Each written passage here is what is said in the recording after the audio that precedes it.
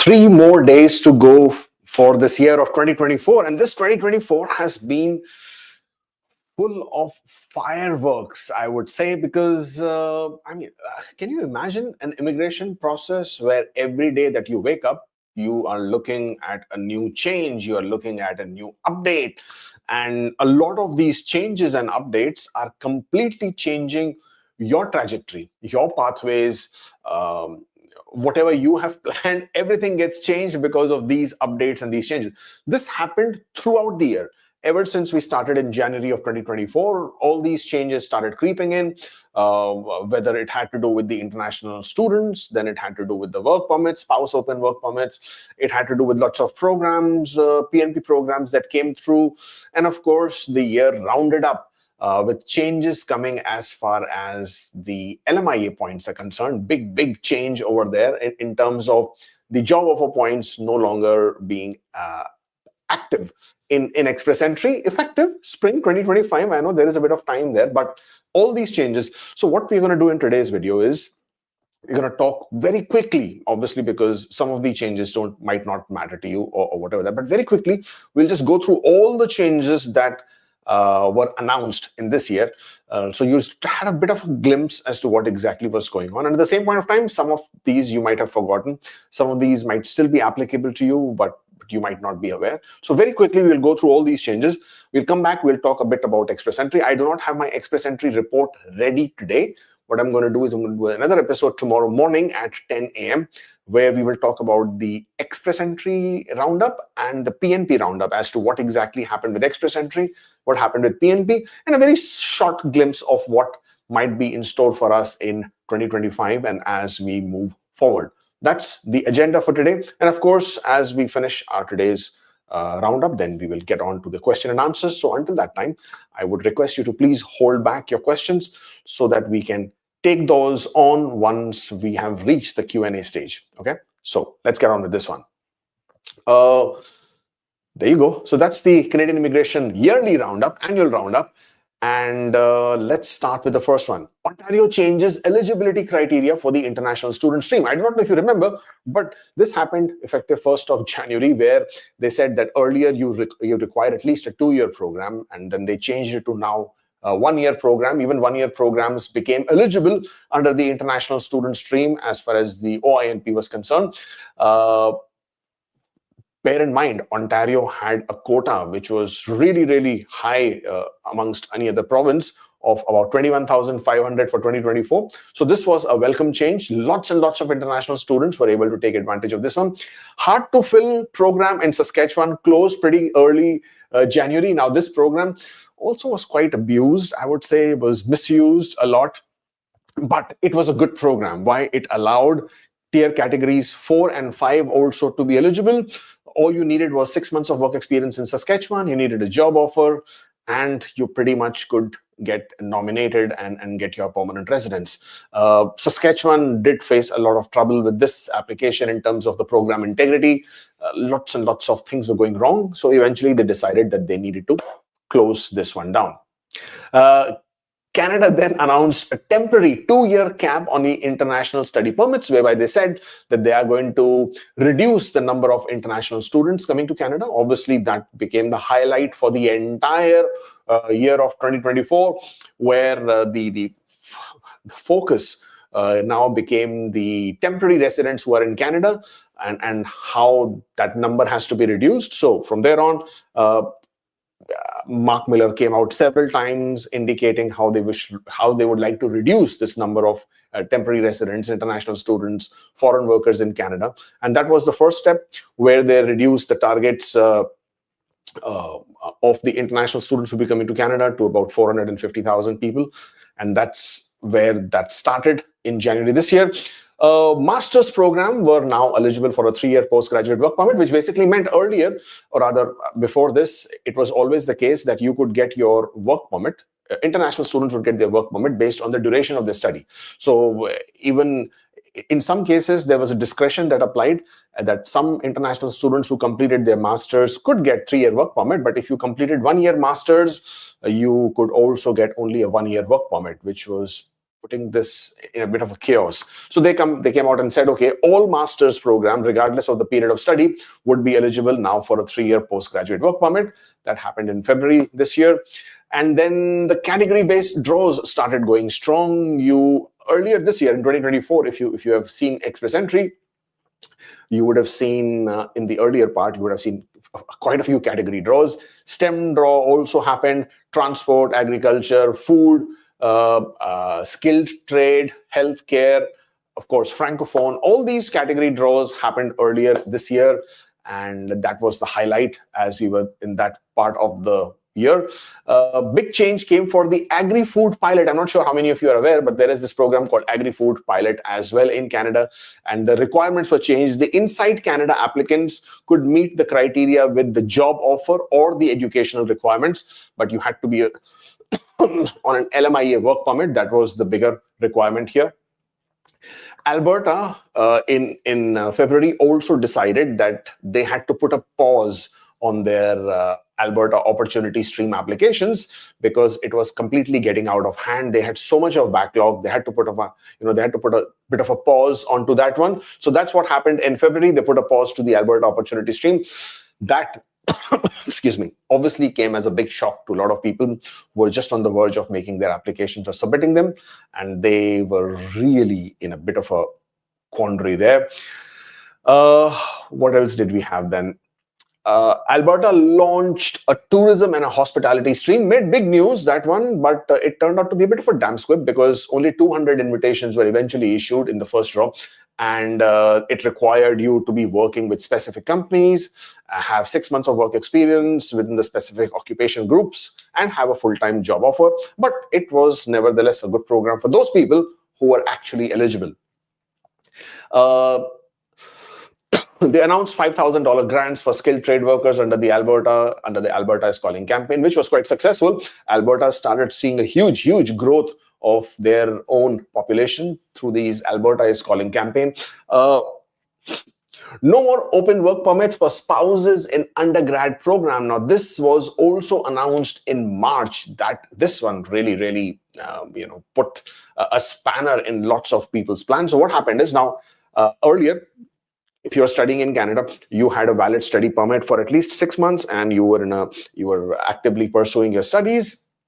Your spouses were eligible to come to Canada under the spouse open work permit if you were a temporary international student. However, in March, they also announced that if you were on a in an undergrad program, so if you're doing a graduate certificate, not an undergrad program, it's not a degree program. So if you were doing a diploma or if you're doing a graduate certificate, then you are no longer eligible for your spouses to come here on an open work permit. Only certain bachelor's degrees or professional degrees under the bachelor program and master's degrees and PhDs, of course, were eligible to sponsor their spouses for an open work permit. So this one also was a big change that happened earlier this year. Startup visa program, now that one was really a big one, whereby IRCC finally announced that they would accept only 10 applications from each designated organization. Now, you see, under the designated organizations, there are about 82 or 83 of them, and earlier there was no quotas, or there was no cap. I mean, any designated organization could probably support any number of applications, and that basically meant that there were lots and lots of applicants under the startup visa process, and which was resulting in very long processing times. And of course, the annual quotas of startup visa was not that high, and obviously it was not compensating for that number of applications that were coming through. So finally, of course, the misuse of this program was too much, right? So finally, the changes came, but no more. We will only accept 10 applications per designated organization, and again, lots and lots of people would have been impacted by this one.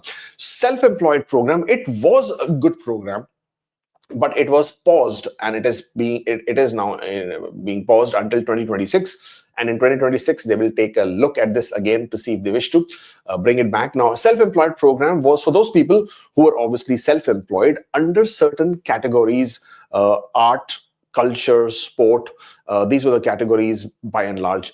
If you see the knock code of Series 5, most of those knock codes were eligible if they were self-employed under this program. You don't really need too much of, let's say, qualification or points or anything of that sort. It was a program whereby if you were eligible, you could apply. You had to be self-employed. You had to be able to show that you would come to Canada and also start your own business or your own venture, and how you would be able to support it with a bit of a business plan. This was a program. It was a good program. But as I said, this also was paused. Then you had the reopening of the parents and grandparents sponsorship program. Unfortunately, they decided to go with the old pool of expressions of interest. They did not accept any new intake, but they did announce invitations to the tune of really 25,000. And hopefully this year they would reopen the pool with new intakes. New Brunswick finally paused its skilled worker stream because it was also just going crazy in the sense of number of people who were applying versus how many quotas that they had. Announcement of direct PR for caregivers. Now, this was made in June this year. We never heard back from IRCC or Mark Miller with regards to this particular program. This was supposed to be, so I'm not sure how many of you have heard, there's a nanny program in Canada which usually opens on the 1st of January and closes very quickly because there is only 2,750 slots for that particular program. And then there's a child caregiver program, and then there is the home support worker program. Between these two, there are roughly about 2,750 or 3,000. I don't remember the exact number of slots, but because of this high demand. So what happens is a lot of agents, lawyers, consultants have abused this program in the sense like they advertise it that this is the program with which you can bring your brother, sister, relatives to Canada. This is not how this program is meant to be. This is meant to be for people who have children who need to, bring in a child caregiver, or who have a person who needs support. Could be an elderly person, could be a person who is otherwise challenged, and that person needs support. So you bring a personal support worker or a home support worker, and this is what the program is meant for. But obviously, people have been absolutely, completely abusing this program. But what IRCC has done is, all they said is, so earlier what used to happen is that you first needed to work in Canada for, first it was 2 years, then they made it 1 year. And then they said, no, you don't need to work in Canada at all. As long as you have the work experience, you apply. When you arrive in Canada, bang, we'll give you a PR. You can imagine the kind of lottery this would be for all those people who are looking to use this, abuse this, whatever you want to call it. But so they announced that this will be given as a direct PR. This was done in June. Obviously, lots and lots of people got really, really excited about this one. But then we never saw the program being launched or announced. At this point of time, there is no update on this nanny program. There is no announcement that this will be launched on the 1st of January or not, because the criteria was never really published. So it is understood that this program may reopen or may open somewhere. Probably you're looking at around first quarter of next year, 2025. It has been included in the levels plan. So there is a quota for these child caregivers and home support workers. So let's see how that goes on. But yes, definitely another program that is heavily misused by lots of people. No more flagpoling for postgraduate work permit for the international students. So this was stopped in June. Again, lots and lots of international students would actually go to the border to get their postgraduate work permits to be approved immediately, especially individuals who might have had an issue with their applications, with their criteria, or who required a work permit instantly. So they could go to the border flagpole. But this was stopped in June. So international students could no longer flagpole to get their postgraduate work permits. In June, Alberta decided to reopen their Alberta Opportunity Stream. Rather, this time they started doing it with a monthly application that on one particular day, people could submit their applications. And that, again, as you can imagine, what would that do, right? If they announce one day and everybody rushes to submit their applications, it's never going to be a good sight and a failed process, I would say. And on this one was, what was this? Oh, no. This was an update about the ongoing program, about what the eligibility criteria for the work experience was. The Quebec limits the family sponsorship application. That happened in June, where Quebec decided that they would put a cap on how many people could be approved under the family sponsorship program. And that was 10,400 for spouses and common law partners, and 2,600 for parents and grandparents. Canada decided to suspend study permit processing for the non-compliant schools. Now, this was PPP, public-private partnership program, colleges that were offering curriculum of the DLIs, but they themselves were not really DLIs. And Canada finally decided that these kind of institutions can no longer be eligible to get their students a postgraduate work permit. Big change that one was. Also in August, they announced that IRCC would be introducing new pathways. They would open new pathways for category tier 4 and tier 5. A lot was expected from this program. It also created a lot of confusion. A lot of people started thinking that express entry would have tier 4 and tier 5, which is not true. Express entry can, at this point of time, cannot be changed, because in order to include tier 4 or tier 5, they would have to make legislative changes to the express entry system, which basically means changing Immigration Refugee Protection Act and regulation, which is not an overnight process. And therefore, tier 4 and tier 5 pathways were suggested, but it was never through express entry. Again, we never heard of this after that time. And this has also gone down under wraps. I do not know if this has been shelved. I do not know if this will be launched. I do not know if this will be coming up again. But at this point of time, tier 4, tier 5 pathways that were to be announced have not been announced. And this point of time, it looks like it has been shelved. Let's see. Hopefully in 2025, this might be up and about.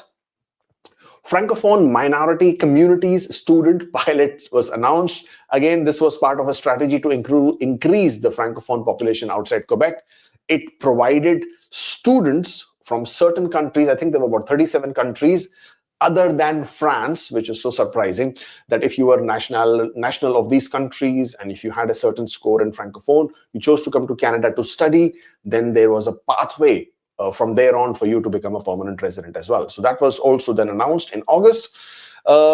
Big one, very, very big one, was Canada announcing the end to visitor to work permit policy. So if you're coming to Canada as a visitor, you could no longer apply for a work permit online while you were inside Canada. That policy had a big impact on all those people who were trying to sell this visit to work permit process concept that was being sold, and obviously made a big impact on that one.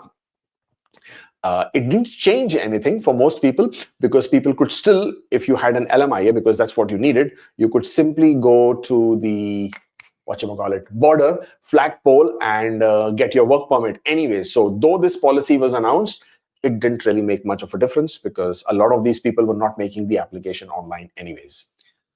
In August, New Brunswick pauses the express entry and skilled worker streams until the January of 2025. So I'm sure everybody who is in New Brunswick would eagerly be waiting for next week, so that New Brunswick express entry stream can relaunch, so that they can submit their applications.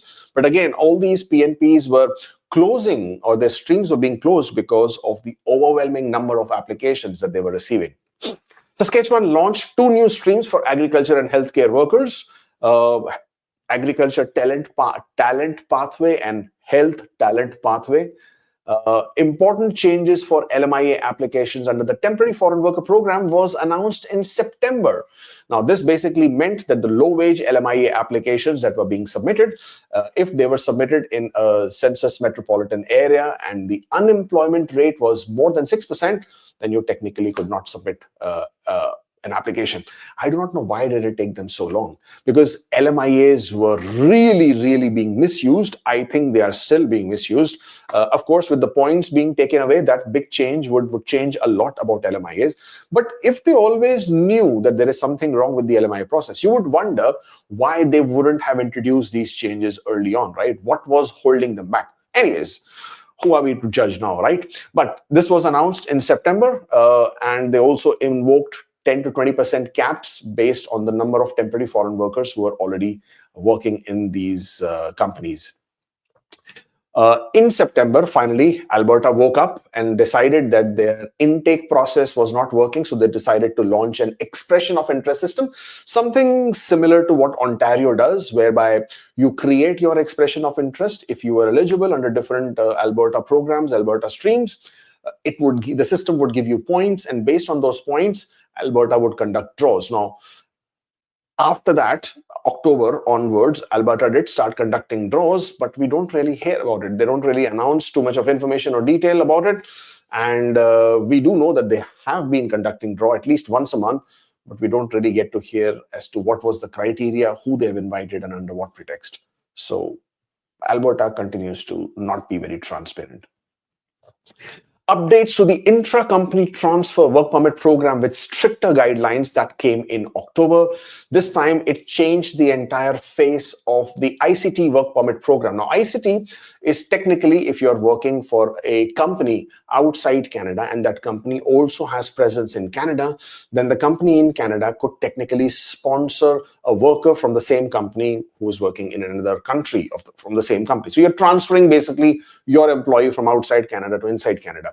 Most of the IT companies, tech companies in Canada use this. The Infosys, the HCL, the Tech Mahindras, the TCS, Accenture, Deloitte, EY, most of these companies use intra-company transfer quite often. I mean, a lot of their workers are working under intra-company transfer. But this impacted those people who were also looking at this as a loophole to come to Canada. What they would do is that they had a company outside Canada. They would just only set up an offshore company in Canada, just for the namesake. They would get themselves transferred to that company as a senior executive member of the company. That would make them eligible for 200 points after completing 1 year, because that's what intercompany transfer does. It's an LMIA exempt program, so it gives you points for arranged employment.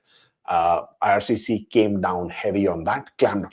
So if you actually notice, IRCC throughout 2024 had been identifying different programs and was closing and clamping them down. It wasn't that they were not aware. It was just that 2024 actually was the year where they saw that these were the programs which were really being misused, and they slowly kept chipping away and closing those programs or making them more and more difficult. So this was another one of those. Oh, sorry, just to give you a bit of a brief. So now it's not like you can't get an intra-company transfer work permit anymore. It's just that the criteria has changed. Earlier, if you just had one company outside Canada, you could open in Canada. Now you need to have operations and presence in multiple countries before you can start your business. I mean, and operations in Canada, and only then you can do an intra-company transfer. Plus, you will have to show some other activities as well, including that the Canadian operation should have started for at least 1 year, and only then you will be able to make this application. Also, then they launched, this was announced by Sean Fraser last year, but this was finally published and finally made effective this year, and this was open work permits for startup visa entrepreneurs, and they would be getting it for 3 years. If you remember, Sean Fraser last year, when he announced the H-1B visa work permits, that is the time he had announced that the startup visa applicants would also get open work permits for 3 years. And then they went to sleep for 1 year. And then this year, finally, in October, they announced that the startup visa applicants whose applications are in process will be eligible and can apply for a 3-year open work permit.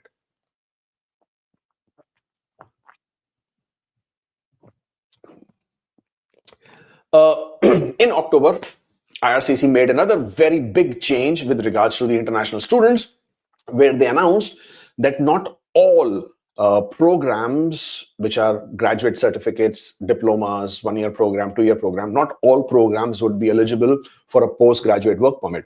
So if you are starting or if you're making an application for a study permit after the on or after 1st of November, in a program which is not considered as a field of education, which is in a priority occupation list, then your program would not be eligible for a postgraduate would not be eligible for a postgraduate work permit.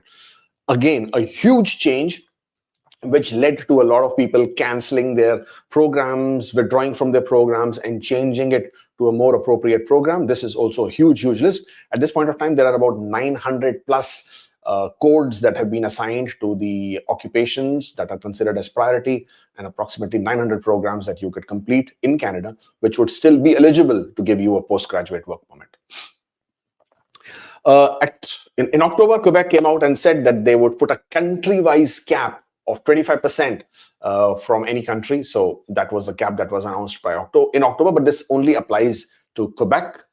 And then in October, there were changes to the AIP and Nova Scotia Express Entry, where they paused intake from certain NOC codes. 62020, that is the food services supervisor, those occupations and some other occupations were also paused again because of the high intake. Quebec in October suspended two major immigration programs that they have. They have the regular skilled worker program and the Quebec experience program, and they put it on pause until June of 2025. Again, due to very high intake of these programs, made a big difference there as well. Ontario permanently closed its entrepreneur stream. Now, this was another big one because this was also a very popular program where Ontario, if you're investing $200,000 in a business in Ontario outside GTA, had a $400,000 net worth, you could technically apply for, it was a permanent residence pathway. Again, heavily misused, and therefore another one of those programs completely shut. I think Ontario will revisit this, but probably with much more stricter oversight, if you would see. SDS and this was really a big one, right? In November, Student Direct Stream and Nigeria Student Express programs finally were ended. Now, these programs were only applicable to 16 countries, where if you were a national of these countries, you were resident in these countries, you could technically avail a faster or expedited study permit processing times, provided you paid for 1 year tuition fees or complete tuition fees.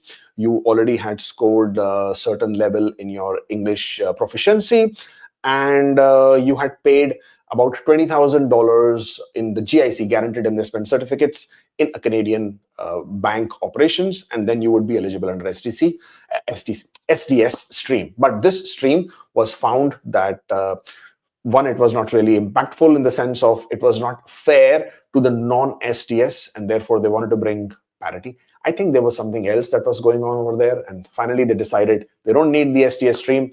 It has been abolished, so there is no longer an SDS or an NSE streams anymore. Happened in November. Again, can you see how many programs were finally shut or closed?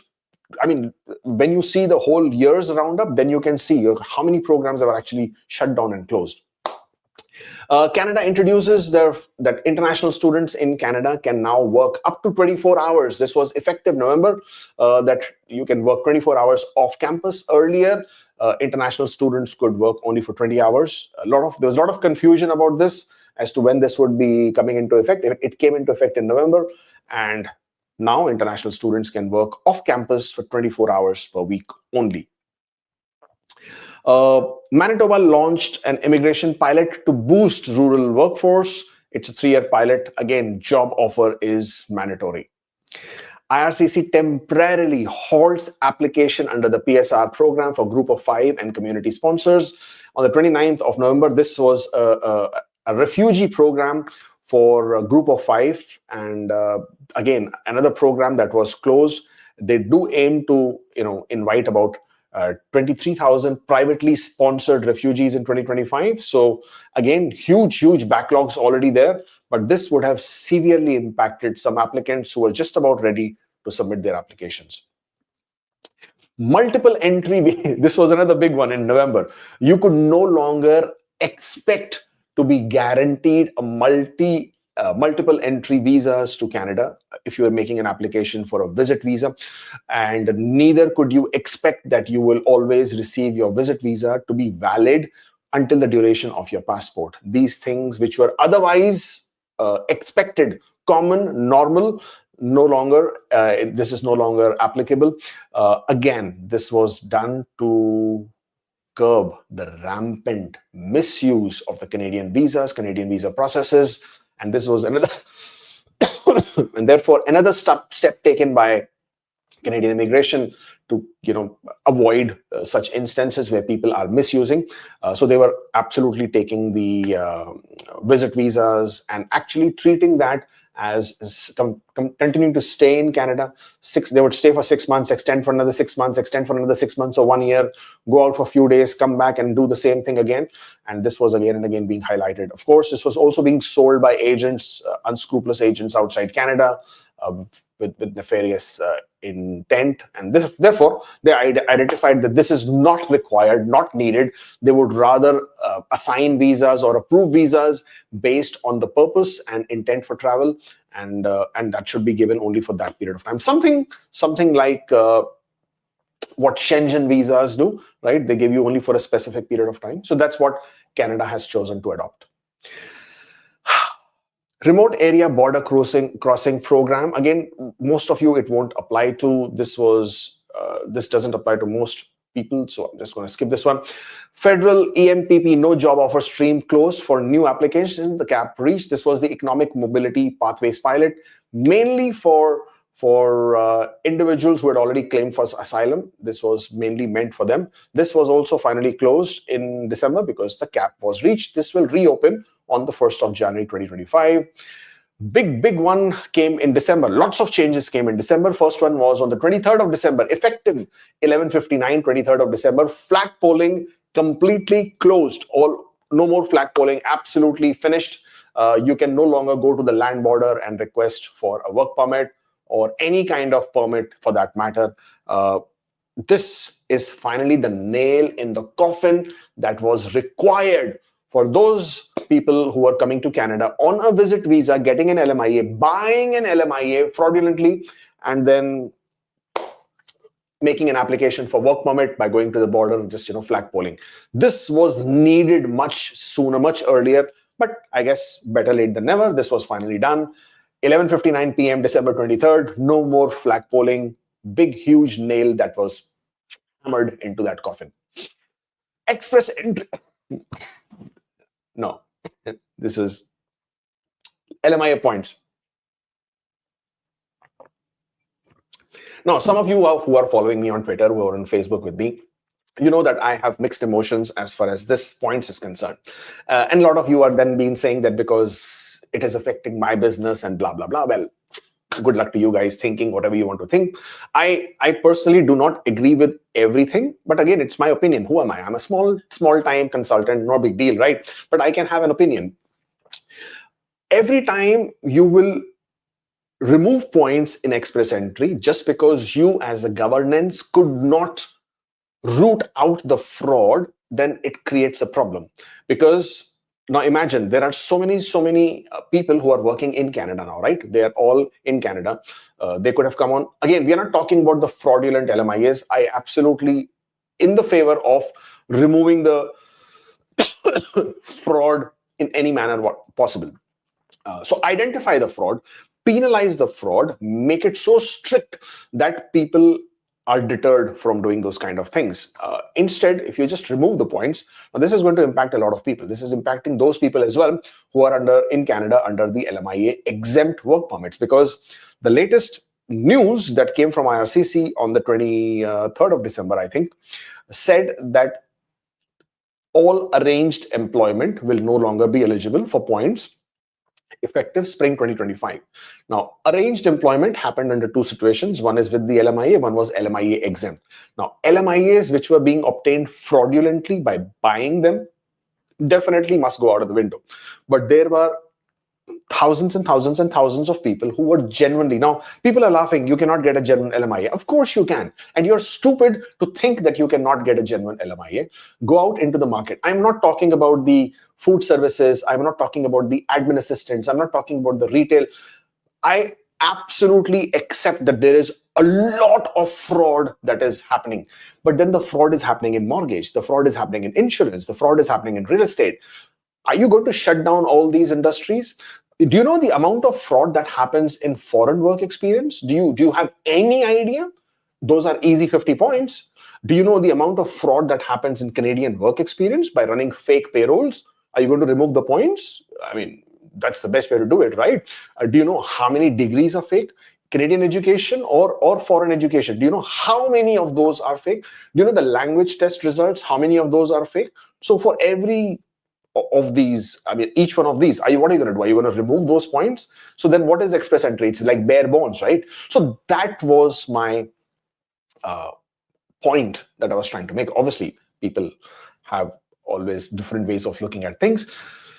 So anyways, forget about what I'm thinking. In my opinion can go to hell. The idea is that express entry will now no longer give you points for arranged employment. Now, this is big, very, very big. Now, under arranged employment comes all those categories of people who are in Canada under the intra-company transfer.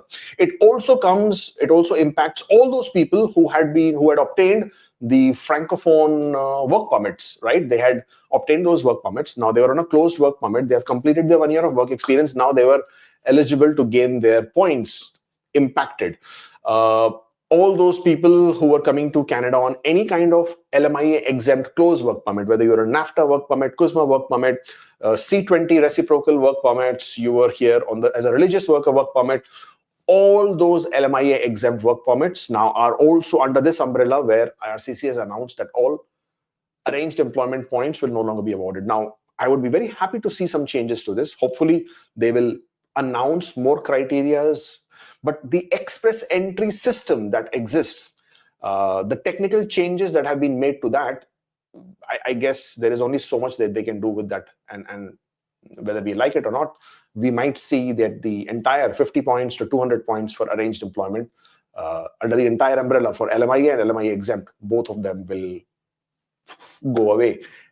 Spring 2025. Now, spring 2025 is another funny thing. Why are we waiting till spring? So the only reason why I expect that they're waiting till spring is because the express entry system is not ready for them to make that kind of a change. If you remember what happened with the knock codes when they changed from 2016 knock code to 2021 knock codes, the 4-digit knock code to change to 5-digit knock code, the express entry system fell apart even after they having been working on it for several months before it was put into place. In spite of that, once it was actually put into place, the system crashed and we didn't see draws for quite some time. Now, I know a lot of you are worried, a lot of you are thinking that there may not be an express entry draw until spring if these changes have to be adopted. I personally don't think that might be the case. I have a feeling that they will continue to work on the back end, and only once they're ready with the entire code of the or the changes to the code that they wish to or they have to make with the express entry system, then they will simply, for a few period of time, for some duration of time in I don't know, March, April, May, June. So you see spring starts from 20th of March and it goes until 20th of June. And it's a period of 4 months. Now, I do not know when during that 4 months this will be implemented, but anytime during that 4 months, you could see a period of time where you will not have any draws, and that's where they come and implement these technical changes to the express entry system so that these points are no longer active. So in my opinion, humble opinion, please don't shoot me. I'm just a messenger. I'm not even a messenger. I'm just expressing my opinion. In my opinion, express entry draws will or should continue. Because if at all they don't have, or if they don't conduct the draws until spring, oh my God, it is going to have a devastating impact on thousands and thousands of people. So I would hate to see that happening. So I'm just being hopeful. I am forever hopeful. I will continue to be hopeful. And I would continue to see, or rather look forward to seeing the express entry draws resuming as we hit the January mark, and hopefully they can continue. But as far as these points are definitely going. They've already been announced. Now, if the government changes, and I know the government change is also on the horizon, it could happen April, May, or it could delay further on. But even if the government changes, the chances are that most of these changes will continue. Of course, a new immigration minister can always come back and wave it off, but I doubt any immigration minister, whoever might come with the new government, will want to cancel these changes, because then these changes were seen as trying to stomp out fraud. So I don't think any new immigration minister is going to come out and say, okay, I don't want to stomp out fraud. So that is how it will be perceived. So at this point of time, definitely job offer points are going. my sympathies with those genuine individuals, especially under the LMIA exemptions, that are going to get impacted or affected by this. Other than that, in my opinion, again, the draws should continue, and let's see what January brings for us for this one. Also in December, Ontario finally reached its nomination allocation of 21,500 nominations. Of course, they will continue to process the applications that they already have. And once we get to the next year, as in Jan 2025, you will see floodgates open up in terms of the nominations coming through from different provinces, as well as people who are waiting for their COPRs. December, they finally, in the Gazette, in the Canada Gazette of December 14th, the two new programs which we have been waiting for were also mentioned, haven't been launched yet. This is the Rural Community Immigration Class Program and the Francophone Community Immigration Class Programs. These are same like an RNIP. RNIP was a pilot program which was supposed to end in August this year. So that program ended, and RCIC or RCIP, Rural Community Immigration Program or Rural Community Immigration Class Program, these will be the programs which will take over. The criteria is almost the same. The date has not yet been announced. I'm assuming it will be somewhere first quarter of next year, because the quotas for this have been mentioned in the immigration levels plan for 2025. That's all. Sorry. That's all as far as the changes for this year is concerned. Lots and lots of things have happened in 2024. But if you have seen this whole presentation until now, you would realize that most of the changes that were made, most of the updates that were made, were actually done to put a stop on the abuse and the misuse of different programs. And I'm all for it. I'm absolutely for it, because when the changes are happening, you don't realize how they are impacting the whole immigration system overall, right? It's only when right now we are looking back, we are in December and we're looking back right from January onwards, that is when you are seeing that the number of changes that were made throughout the year were largely done, one, to control, or rather to sort of reduce the temporary residence population in Canada, number one, and number two is to slowly chip away and close down all those loopholes, all those abused and misused programs, sort of to reduce the amount of fraud that is existing in Canadian immigration. So from my side, well done, IRCC. If you now take a glimpse of this whole thing and then you see, okay, how many changes were made, I think they were all commendable, all applaudable, and I hope they continue doing that to reduce the number of frauds that happen further. My pet peeve, if you want to ask me, is with the amount of fraud that exists with the foreign work experience. Now, I did a video yesterday. We spoke about PFL's procedural fairness letters and misrepresentation. And I am so happy now to see that the visa officers have become so much more stricter in assessing and verifying your credentials. The number of PFLs that I saw within this week was incredible. I've never seen so many PFLs at the same point of time. Now, of course, I'm just one consultant. There are 12,000 more consultants out there. There are thousands of other immigration lawyers out there. And of course, there are God knows how many ghost agents, consultants everywhere around the world. And of course, people who handle their applications themselves. So if I have come across 8 PFLs within just this week, you can imagine how many else might be out there that have been happening or will continue to happen. The point I'm trying to make is that I saw some similarities in some of the PFLs, and they were all talking about, or they were all indicating, increasing verification of your background in your work experience. What information have you previously entered in your different application versus now you're presenting in your PR application? The documentation that you're providing in your PR application, it is all being verified, scrutinized. I am so happy to see that, because this is one way of rooting out that fraud that exists. When you start identifying, verifying such kind of fraudulent activities and then enforcing very strict penalties, then that is a time when you are putting those deterrents for those people who might even think of committing these kind of frauds. And this is so badly needed. I mean, IRCC does a 5-year ban. I said put a lifetime ban. Also enforce penalties of 100,000, 500,000, $1 million for employers who are encouraging this fraud, who are inside Canada. Put penalties on the consultants, on the lawyers, or the practitioners who encourage fraud inside Canada. Everything that has to be done should be done, and the biggest step has to be with penalties. I think the only thing that encourages people is because they feel they can get away with it, and only the time when they realize they will not be able to get away with it, or the weight of those penalties, that's the only time that these guys are going to sort of stop doing all these activities. So I'm all for it, and I just hope that this continues. Somebody saying, what is PFL? PFL refers to Procedural Fairness Letter. Take a look at my video that I uploaded yesterday. It was a live stream. And Procedural Fairness Letter basically is, once IRCC has decided that they are going to refuse your application, then they are giving you one final chance as per the procedure. Procedural fairness, they're giving you one final chance to explain or to allay their concerns as to why they should not refuse your application. So that's what PFL stands for. All that good.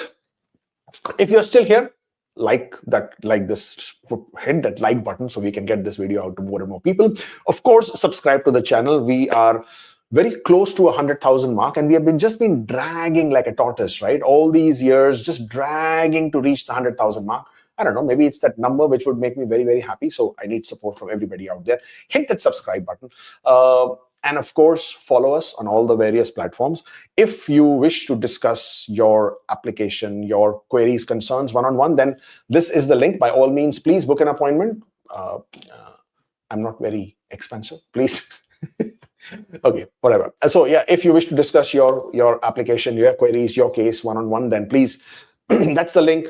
Book an appointment, and we can discuss more in detail about what you are, what you need to get clarification on. And of course, we are a full-fledged immigration services company, and this is my bread and butter in terms of me making money out of my immigration services that I provide. This is the email. If you wish to hire me or any of my team members as your representative, authorized representative, then please, by all means, drop us an email. We'll be very happy to give you a quote on your application type. Now, of course, please don't forget to subscribe to the channel. We'd love to see more numbers going there. Now that we have done through all of those, let's get on with the questions. Tons and tons of them. Obviously, I have about 45 minutes of time. I'm going to answer as many questions as I can. And if I am not able to do that, of course, please post your questions or write, post your questions on the same video after the video is done, so that I can come back during the day and respond to as many questions as I can. Okay, starting with GS, no question. Okay. Milan says, being a doctor at government hospital considered as a government job in personal history in EAPR, what documents should be provided? How government job impact application? Okay, good question. If you are working for any kind of government organization, then you should always say yes to that question, mention what you are doing, and how that impacts is that in certain situations, your involvement in a government organization can trigger extensive security checks. Now, if you are working in the armed forces, you are part of the security agencies, intelligence agencies, as part of the government organization, you are serving in the armed forces or whatever that might be, or the police or whatever that might be, your involvement with certain activities could be in contravention to the human rights acts, or you would be violating some of the human rights acts. And that is where you may become inadmissible, and that's what IRCC would like to ensure and check, and hence the requirement for you to disclose your government job involvement. Ontario is approved, got invite on 16th in India from 2 months for medical. Can I submit application from India? If yes, how? Can I get PCC from local police station or BLS once I'm back? Well, if you received an invitation, you are currently in India, you can submit your application from India. Just show that your country of residence is India. Submit your police clearance from local Passport Seva Kendra, even from the local police station, if your jurisdiction remains the same. And once you come back to Canada, then raise a web form, inform IRCC about your change of address, that you are now in Canada and you live in Canada. And that's it. That's how you can go ahead.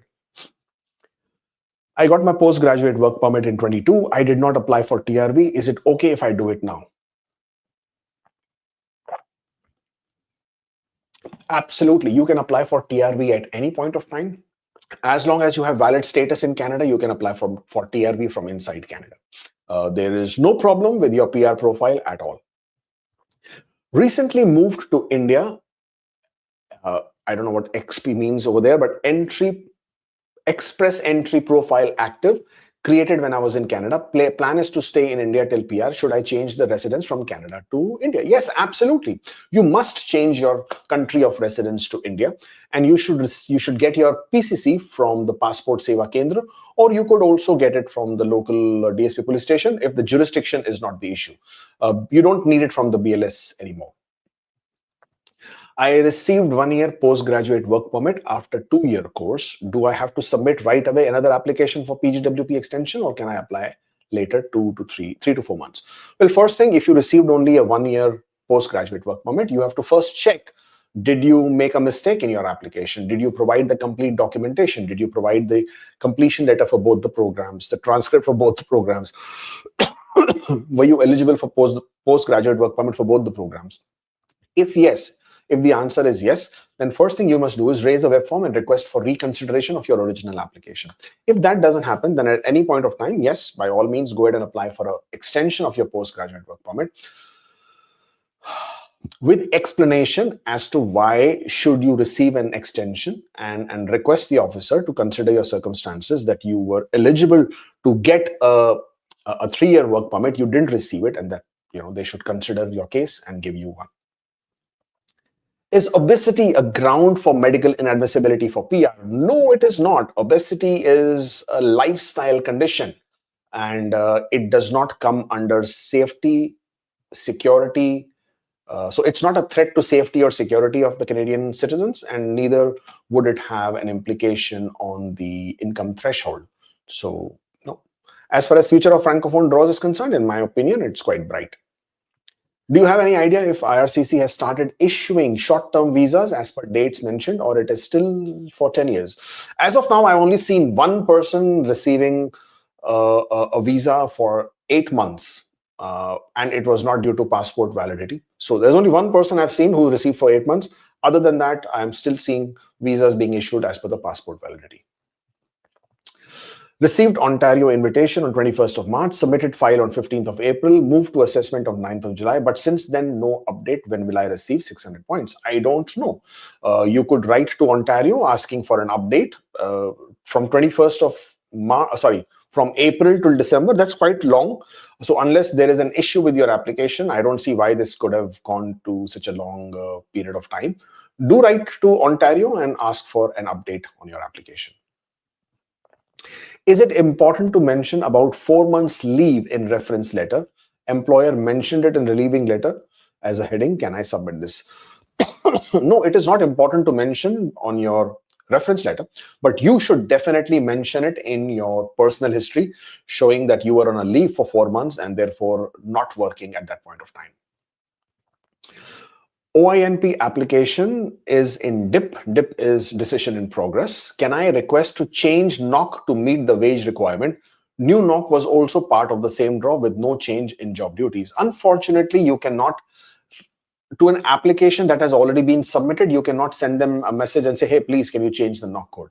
That usually does not work. You might have a chance to request Ontario to consider a different NOC code based on the fact if they reach out to you and ask for clarification, or to your employer with regards to the updated wage requirements. But you on your own, even if you do ask, they will not change your NOC code because that application has already been submitted. Applied work permit extension for wife along with mine, adding my AOR. If got approved, why submitted? It got approved. Submitted P2 on 9th, still no update. But you said adding AOR, right? So you did add your AOR. And so I'm not sure why you surprised if it got approved. This was treated as a bridge open work permit. That's the only reason I can think that it got approved. I've been working as a welder in Toronto for 12 months and also as a data engineer simultaneously. I'm applying for express entry under the welder category. Will holding both roles affect my profile? No, it won't affect your profile. At a given point of time, you can claim points of only one period of work experience. So in this case, you can claim points for welding as your occupation, and your role as a data engineer that you must show in your personal history. In non-express entry PNPPR, are parents and siblings considered as dependents? No, they are not. The only dependents that can be considered is your spouse or partner and dependent children under the age of 21. I am the only person in Canada might sponsor parents. Few years later, yeah, that's absolutely fine. I have a gas fitter G2 license from TSSA. Can I claim 50 points for the certificate? I don't know. I do not have the list of all the occupations. You will have to check online. It needs to be issued by the regulatory body of that province, and it must specifically state certificate of qualification. Have a master's degree and over 1 year of work experience in tier 1 job in Nova Scotia, express entry, advice for eligible PR pathways. I'm sorry, but with this, in this duration of time that I have, I cannot discuss any PR pathways. You would have to check individual PNP streams, see what the eligible occupations are, see if you meet the criteria and if you have the employer support as applicable, and then look at those as options. Work permit expired, currently on a visitor record in Canada and moving back soon. Can I start working remotely for an Indian company located in India while physically in Canada? And what if their client is in Canada? Well, if you're working for a company who is based outside Canada, you can work remotely. There is no problem. If their client is in Canada, then that might be considered as you entering the Canadian labor market, which is not accepted. If you are entering the Canadian labor market, then you need to have a work permit in Canada. Birth certificate has a different name but never used anywhere. But when applied for work permit and study, have you ever used other names? Said no. Misrepresentation, or should I let IRCC know in advance? Well, you can always indicate this as a letter of explanation and add your birth certificate as part of your PR application, just so that you can avoid any confusion. But in my opinion, this should not be a problem at all, and definitely not misrepresentation. For OINP international student streams, what are the chances for a general draw in this stream in 2025? Do I need employer form filled from the employer side? Yes, absolutely. You need the employer form for the international student stream. That goes without saying, because that is the basic fundamental criteria for that stream. What are the chances? I don't know, because Ontario doesn't share its plans with anybody. I have put my questions in the comment, but I don't see that here. I'm sorry. Akhil, nothing here. Genuinely didn't know I could submit 2 knock under the same employer and created profile with current position. Later consulted and changed knock before ITA. Now got ITA on first knock. Will that be an issue? No, it is not an issue. Just make sure you reflect or you present your work experience correctly. So if there are 2 different knock codes, please make sure you mention your work experience with 2 different sections, and choosing the correct knock code applicable for each of them. And you can also always add a letter of explanation.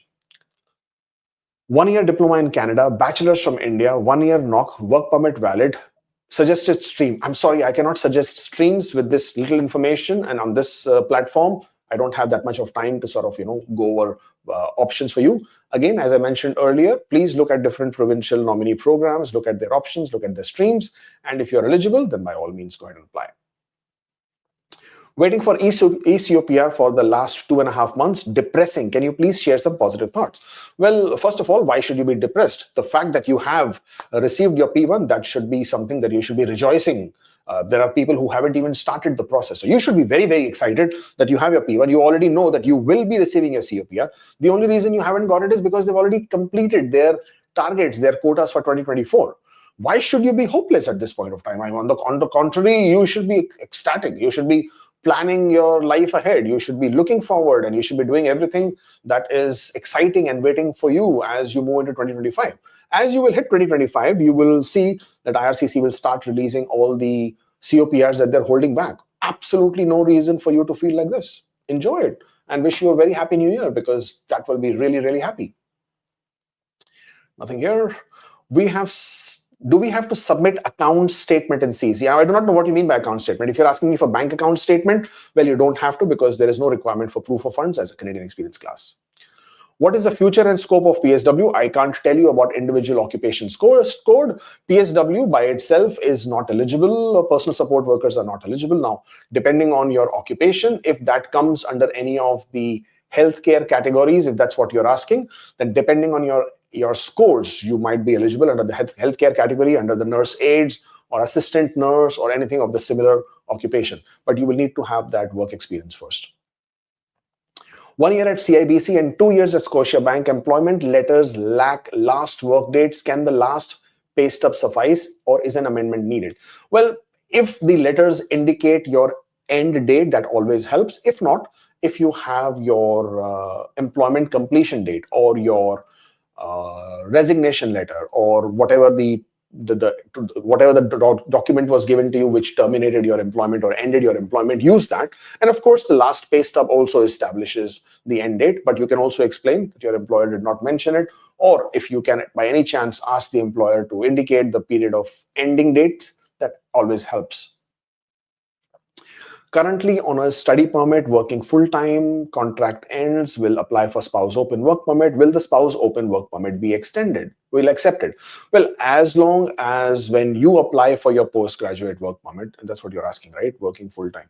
Currently on a study permit, but working full-time on campus. Okay.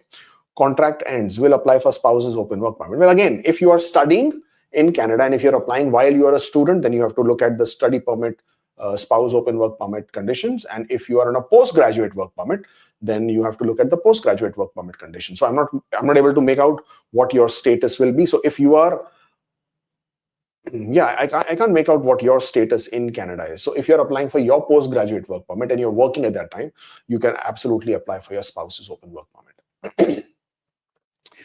Have PR, got married, fastest way to bring a spouse from India? Well, apply for a visit visa. If you get the visit visa, then your spouse can come back to Canada with you, and then you can apply for an inland spousal sponsorship. You can apply for a visitor visa at any point of time.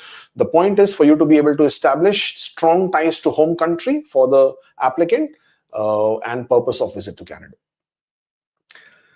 CEC applicant, medical and biometrics completed, no updates. How long for the eligibility and background checks? The average processing time for an express entry application is 6 months from the time you submitted your application. I have my work experience less than 30 hours per week for a few months. Can I explain that as part-time in the explanation letter and count that for points too? Yes, you can, but make sure you split your work experience to show one as full-time work experience and the next one as part-time work experience with the hours per week. I have received my IT under healthcare as I have 1 year of Canadian health care experience. Just before receiving my ITA, I have changed my field to IT. Will that be a problem for my PR application? Absolutely not. The requirement for healthcare category draw is simple, that you should have at least 6 months of continuous paid work experience in a healthcare occupation within the last 3 years. There is no criteria, there is no condition that you are continuing to work in that role and that you have a job offer for any sort. So it's not a problem at all. Does the policy 825 lack of status covers unauthorized work on visitor record under Inside Canada spousal sponsorship? Yes, it does. So when you are making your application for spousal sponsorship, you would have to indicate 825 and you would have to indicate the exemption applicable under that, under the public policy. And but you should mention that. Applying for a visitor visa based on spousal sponsorship, how much funds do I need to show? Can I take funds from my parents if short? You can see taking funds from parents, etc., doesn't really help, because then that is seen as you having taken the money for the purpose of visa. As far as how much money you should show, well, again, that's very, very subjective because IRCC has never indicated the amount of funds that should be available in your account. So the mantra is the more the better. But for a single person, probably look at about 10,000 Canadian dollars as lowest end of the benchmark and go from there on. I'm on a closed work permit expiring in 25, sitting in 533. Should I file work permit extension or should I wait for the draw? I don't know what to tell you. If you are going to get a invitation, then wouldn't you apply for the extension? Why wouldn't you apply for the extension? And your employer is going to apply for extension anyways. And yeah, absolutely. It's a decision you and your employer has to make.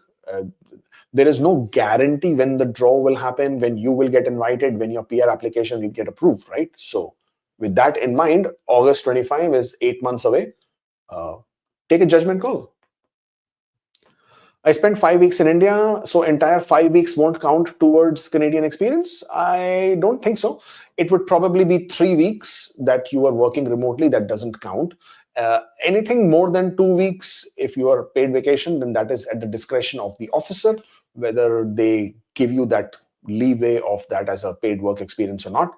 So I would only say that work additional 3 weeks and then submit your application to compensate for that difference. Wife and me applied for work permit extension as time buying, added husband. AOR, she's not accompanying in my PR application, got approved. Any issue? Can she travel? Again, I do not know what you mean by can she travel. If you have an approved application, if you have an approved document, simply go ahead and process it. And if you get a visa, then absolutely travel. There is no issues. Last live stream, you mentioned that there is a chance of refusal after P2. Can you elaborate on possible scenarios? No, I cannot, because it all depends on individual circumstances. It could happen for any number of reasons, even before they will issue. So, this, first of all, I hate these terms P1, P2. I do not know who came up with this P1, P2 kind of numbers.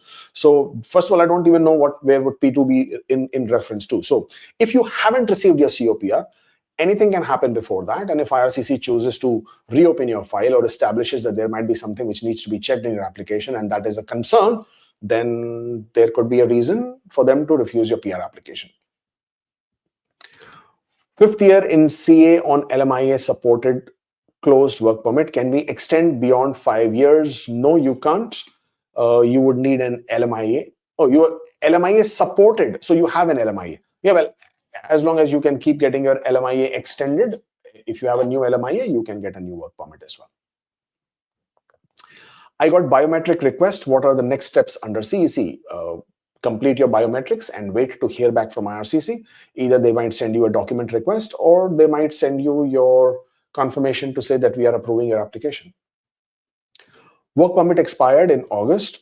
Profile with 502, applied for bridge work permit to buy time, haven't got ITA. What are the chances to get a work permit extension without ITA? Absolutely none. There is no provision to get a work permit extension. So if you applied for one and you're lucky that you still don't have a decision and you applied in August, so you're very, very lucky. Usually the decisions would be made in 3 to 4 months and you are sitting almost 5 months later and still don't have a decision. So the chances of getting an approval in this situation, next to none. Got my ECOPR recently after following you for years. Thank you, Nakul. Thank you so much. Congratulations. These are the kind of messages I love to see. I wish you all the very best, my friend. Can I apply for a new spouse open work permit from within India once my old open work permit will expire in April 25? Wife is on study permit. She will be filing postgraduate work permit 15 Jan. Does have a part-time job, been in Canada once for 15 days, an old spouse work permit. The answer to the question is yes. If there is the eligibility, if you meet the eligibility criteria, you can certainly apply for an open work permit. I have 2 knock codes under the same employer, got ITA on first knock code, submitting last 3 months cash pay slips of second knock code. Do I need to submit for first one as well? Whatever work experience you are claiming points for, please always provide complete documentation, including proof of your having received your remuneration or salary as part of your application. Does BC employer form help me to extend stay? No, it doesn't. What helps you to extend your stay is after you get the nomination, a work permit supporting letter from BC, based on which you can apply for your work permit. Waiting for ECOPR. I'm on applied status of bridge open work permit. I claimed 50 points through PR supportive LMIA. Can I quit LMIA job now or should I wait for ECOPR? I would recommend waiting to receive your ECOPR before taking any action with your job. Wait until AIP for work permit. I have valid status and also using A25 to become admissible under unauthorized work spousal sponsorship. Wait until AIP for work permit. You will have to wait. Yes, you will have to wait for AOR. So I'm not know what you mean by AIP over here, but you will have to wait for your AOR before you can take any other action. And I am not sure, I will have to check the specific policy, but I don't think you can apply for a work permit because you will continue to be inadmissible based on the fact that you do not have status in Canada.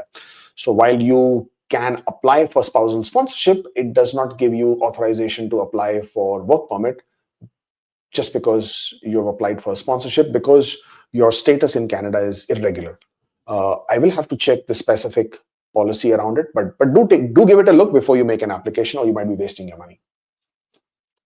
How does IRCC get to know more than 2 weeks of vacation? Based on your pay stubs, based on the fact of your job offer, and that's how you would actually disclose it. 17th of August, AOR still have not received FD. I do not know what you mean by FD. Stuck at security, not started. Is this because they have reached quotas or they're not giving FD? What is FD? Really stressed and helpless. What kind of an application is this? Is this, what is FD? Can somebody just write what is FD? If this application is non-express entry, then this is perfectly fine. But if this is an application which is an express entry application, then yes, you should be checking on what exactly is going on with this application.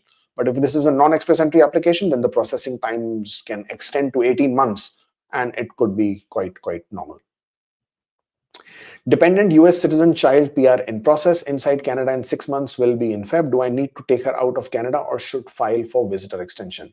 You do need to maintain the status as active or as valid. So either exit from Canada and return back, you being a US citizen, or you can also file for an extension of her stay in Canada.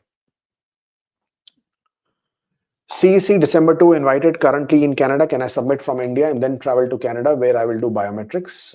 Yes, absolutely. You can submit it from India. Change your country of residence to show that you are in India, you live in India, and that's where you're submitting your application from.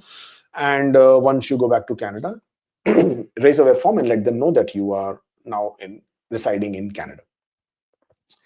Brother study permit application, Jan 13 start date, passport stamping taking time. If he has taken approval from university for late arrival, will CBSA allow late arrival by 2 weeks? Absolutely, yes. No problem with that. Carry that intake letter and show that you have the approval for the 2 weeks. Can I travel to USA on visit visa for 2 months after PGWP approval, but my student visa is expired? Do I have to apply for TRB first, then travel? Technically, if you have a valid status in Canada, you can go to the US and return back. I would not recommend staying for 2 months. That might become a problem when you return back. But if you're going to the US for a few days, as far as the regulations go, you can indeed travel and return back to Canada if you have valid status in Canada. Application is in dip and the company has put my position as a worker and reduced salary by 1 hour. What are my consequences in federal application? Again, I don't know what application we are referring to. I do not know what province we are. If you're saying dip, I'm assuming it's an Ontario application. Because you're talking about your salary, I'm assuming this is either international student stream or employer job offer stream. I'm assuming. But if there are any changes in your employment, then ideally and technically you're supposed to inform Ontario, and then it might have a negative impact. But as far as IRCC is concerned, they will not, because you're not really providing your job offer letters to IRCC, so that might not really make a difference. You will be providing your employment documents, but this can depending on what application this is, depending on what position this is, depending on what the applicable criteria is, this could have a negative impact if, once Ontario realizes that the salary has changed and you are no longer eligible in that stream. PR travel document, can we speed it up? No, you cannot. You can request for it. You can raise a web form. You can request for it, but that's pretty much all you can do. So how do I make letter of urgency? You can raise a web form and you can request them to do it on an urgent basis, but that's pretty much all you can do. Yeah, but that's pretty much all that can happen here. My wife doesn't have a last name, but her name was mentioned as Isha on bio letter. We got it updated while giving bio and raised a web form. I hope this will not have any negative impact. No, this will not have any negative impact. Don't worry about it. CSC application, FD means final decision. Ashray, thank you so much for clarifying. I appreciate it. So I'll have to go back to what that question was earlier. Yeah.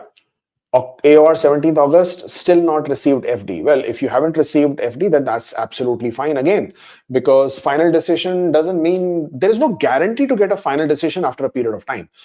It varies. The average processing time is 6 months, but that doesn't mean on the dot on 6 months or before that you will definitely get a final decision. And all I will recommend is to apply for the GCMS notes to understand, or check your tracker, or to check your account to see if you're clearing all the criterias under the eligibility, background, etc., etc. You can also call IRCC to ask them where exactly your application stands. But I mean, August application means we are just 5 months into the process. I do not know why you would be so stressed about this. I used the fake extension to buy time. Now I've received ITA. How do I withdraw the application and apply for Bridge Open Work Permit? Will it be an issue? Very big issue. If you withdraw your extension, then you lose your status. And if you lose your status and if it has crossed 90 days, then you might not be eligible to apply for Bridge Open Work Permit. So be very careful when you make these kind of decisions. I got Ontario, submitted PR application, received AOR, recently got married. Do I need to inform my partner is on work permit, want to sponsor? Absolutely.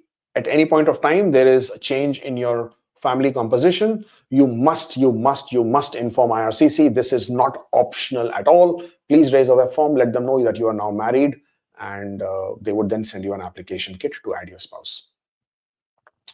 Got my PCC 6 months ago from Canada, but haven't received an ITA yet. Do I have to apply for a new PCC again? Now, you see, your question is incomplete. I do not know what we are talking about. I do not know which PCC you're talking about. You are saying you got it 6 months ago from Canada. I do not know where you are currently right now. Which country was this? So yeah, very, very vague. I really cannot give you a proper answer to this one. However, on a generic note, for any country where you are not residing or which is not your country of residence, you must apply for PCC from outside of that country, and you can use that PCC as valid until you visit that country again. So the minute you enter that country again, that PCC is no longer valid. I hope that helps you. Approval in principle. Okay, I got it. And policy 825 makes you admissible even if you're unauthorized to work, but I do have valid status. Having a spousal sponsorship does not give you valid status. Creating a spousal sponsorship application is giving you the A25 exemption. It does make you admissible only for the purpose of the spousal sponsorship application. But I haven't read that policy in quite some time. So before I give you a very concrete answer, I would just recommend that you go through that policy. And if you have an opportunity, or if it clearly tells you that you will be able to apply for a work permit, then apply for it. Yeah, that's all I can say. I mean, I haven't reviewed that policy in quite some time, so I wouldn't want to say something which might not be true. Nothing here, Anil. I only have appointment letter, 4 salary slips and bank statements of a company I worked for that closed in 18. Attempts to contact the owner on LinkedIn have failed. Will the missing documents cause issues from a PR? Yes, absolutely it will, because you cannot claim your work experience if you do not have the description of your job. Your job roles and responsibility definitely needed. And in this case, with the documents that you are mentioning, is not going to cut it. Does it have any impact on my new spouse open work permit from India? Only once my current spouse work permit will expire when I'm in India, and I've been to Canada only once. No, it is not a problem. As I said earlier, if you're eligible, by all means, you can apply for an open work permit. Follow up on US citizen dependent question. Will there be no impact on PR process if child goes out of Canada and comes back? Will the PR process continue? Yes, the PR process will continue. Did you do an inland or outland application? That is the only thing. Otherwise, it won't matter here at all. Obviously, the idea is that by the time they approve the application, you should be back in Canada. I need to travel to USA. My work permit got expired and got approval for RNIP work permit on December 12th. I don't have physical copy. Can I travel? I would not recommend. If you're traveling to the US without a TRV, or you have a TRV. Well, if you have a TRV, you can travel. Yeah, if you have a TRV, you can travel. That is not a problem. If I get married, add spouse to file after receiving AOR, will the CRS score be recalculated? No, the CRS score, if you get married after you have already submitted your PR application, you have the AOR, your score will not be recalculated, and you will just raise a web form and you will inform IRCC. There is no specific timeline that I can inform you about, but do expect some added time that will be added to this application. I'm in Canada, applied for Indian PCC. Okay, but my answer still remains the same. If you are outside India and you've already applied for PCC, you've obtained it, you can use that PCC until you visit India again. Applied for open work permit for visiting wife inside Canada. While allowed, I'm on closed work permit. Also applied her visitor record as no decision. Will she be issued both status, or if work permit denied, have to restore? Huh?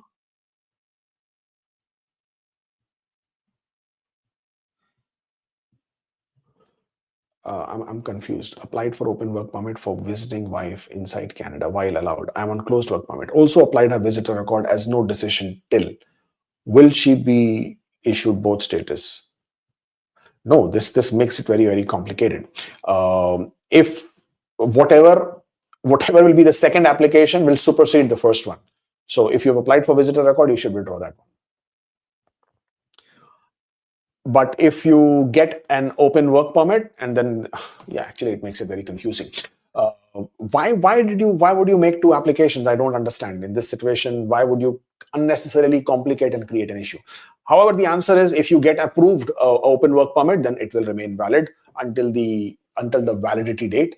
And if you also get a visitor record, they shouldn't issue one, but if you do get one, then that will also remain valid until its validity date.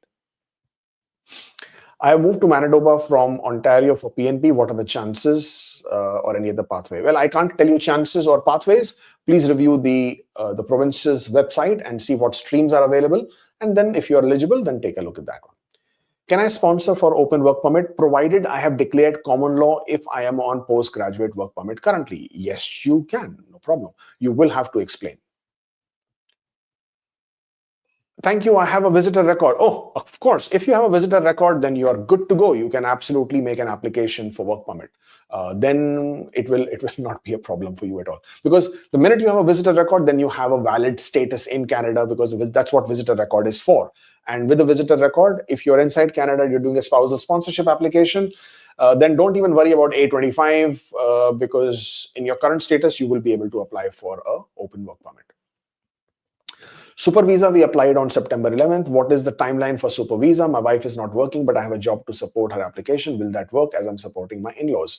Well, in a super visa application, you're supposed to show household income. That is what is required. And if that meets the requirement, that meets the criteria, then you are good to go. There is no problem whatsoever.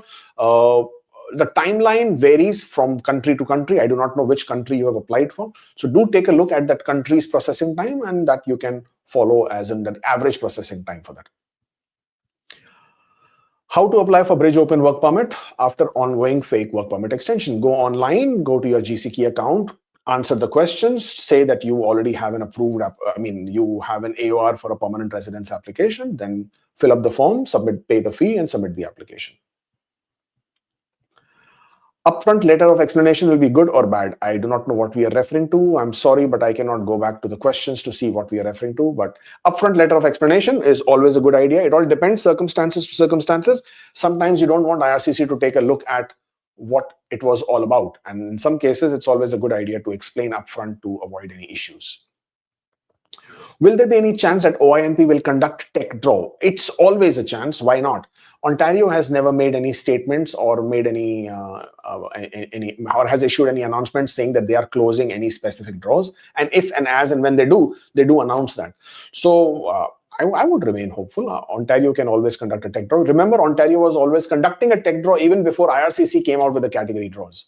So it's always an opportunity. It's always a chance. It all depends what Ontario considers as their labor market priorities. Do you think a score of 130 for BC PNP will get invited soon? I think BC PNP's score of 130 is pretty decent. Again, with the new year, they might start increasing the number of invitations, and hopefully that might get you through with 130. It's a good score, by the way. Postgraduate work permit expires in April 25. My spouse will be on postgraduate work permit starting Jan. Will I be eligible to apply for a work permit? Only and only if your spouse is working, then you can apply for a work permit as well. CRS score is 501 with spouse and 513 with non-accompanying spouse. My LMIA will be expired on March. Should I apply with spouse or without? I can't tell you that. That will have to be your decision. That will have to be your call. I cannot tell you whether you should apply with spouse or without spouse, because if you're applying with spouse as non-accompanying, you will have to be the one who will have to explain why is your spouse non-accompanying. Even if I declared unauthorized work on visitor record, will I be eligible for work permit before AIP? Well, you shouldn't be. It's a difficult one. If you are declaring unauthorized work, then that basically makes you ineligible under the non-compliance of IRPA. So be careful as to how you handle your application. I have 2 years of CEC, no international work experience. Will I get 50 points for 1 year, or does that vary? I have 2 years of CEC, 492, 28-year-old. Will I get 50 points for 1 year of what? I'm sorry, Sarleen, your question is not clear.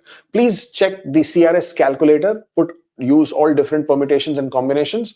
Hopefully that will give you a better answer, because I do not know what you're asking me for 1 year for what. Got closed work permit by Flagpoling. Can I get open work permit after AOR CEC?